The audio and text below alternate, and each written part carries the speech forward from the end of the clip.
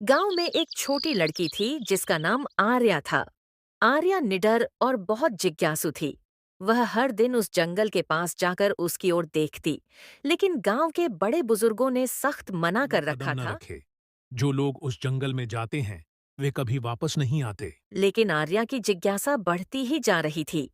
एक दिन उसने तय किया कि वह उस जंगल में जाएगी और उसकी सच्चाई का पता लगाएगी। उसने अपनी माँ से झूठ कहा कि वह अपनी सहेली के घर जा रही है और चुपचाप जंगल की ओर चल पड़ी। जंगल में कदम रखते ही आर्या को कुछ अजीब सा महसूस हुआ। हवा अचानक ठंडी हो गई और एक मीठी सी खुशबू चारों ओर फैल गई। उसने देखा कि पेड़ों की शाखाएं मानो उसे रास्ता दिखा रही थीं।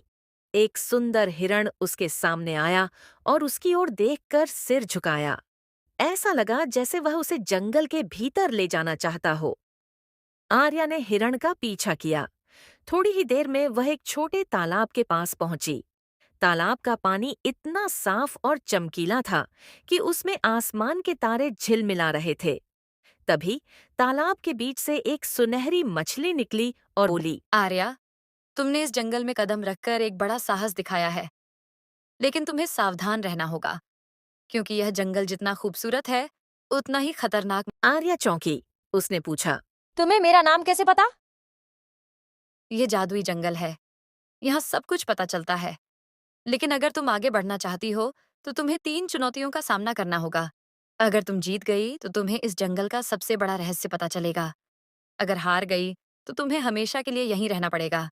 क्या तुम तैयार हो? आर्या ने निडर होकर कहा। हाँ, मैं तैयार हूँ।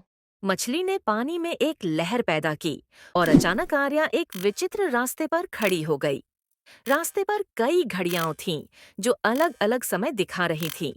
रास्ते के अंत में एक बड़ा दरवाजा था। तभी एक आवाज आई। इस दरवाजे को खोलने के लिए सही समय चुनो। अगर तुम गलत समय चुनोगी तो रास्ता बंद हो जाएगा। आर्या ने सोचा, सही समय क्या हो सकता है। उसने चारों ओर देखा।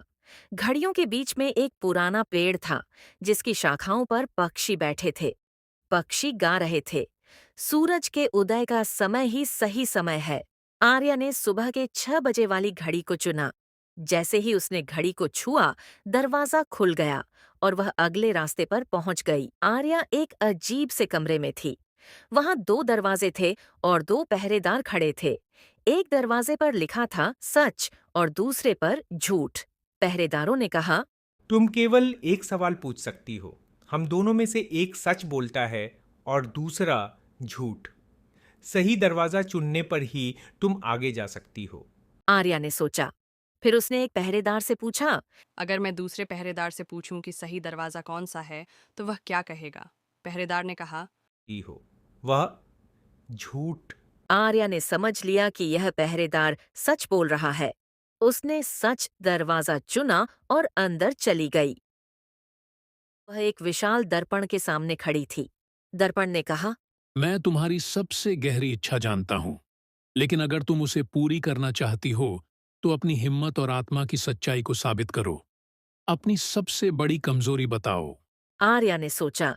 वह जानती थी कि उसकी सबसे बड़ी कमजोरी उसका डर था कि लोग उसे कभी गंभीरता से नहीं लेते। उसने दर्पण से कहा। मुझे डर है कि मैं कभी खुद को साबित नहीं कर पाऊंगी।